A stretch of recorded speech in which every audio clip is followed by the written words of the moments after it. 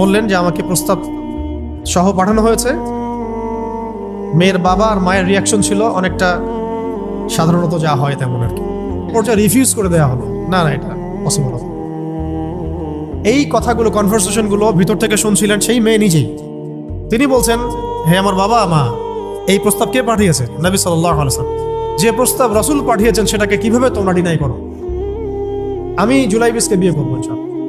শোনেন, এবার বিয়েও হলো, মাশাআল্লাহ বাসর হলো, এবং সকালবেলা আওয়াজ হচ্ছে, মদিনার চারপাশে এলান হচ্ছে যে হে মুসলিমরা সবাই বের হও, ইহুদিদের সাথে যুদ্ধে আমাদেরকে খায়বারে যেতে হবে। তো জুলাইবিস রাদিয়াল্লাহু আনহু বের হয়ে গেলেন যুদ্ধের জন্য, এবং খায়বারে যুদ্ধ হলো। এখন নবী করিম সাল্লাল্লাহু আলাইহি ওয়াসাল্লাম শহীদদের লাশ তালাশ করছেন, কোথায় কোথায় শহীদরা আছে তাদের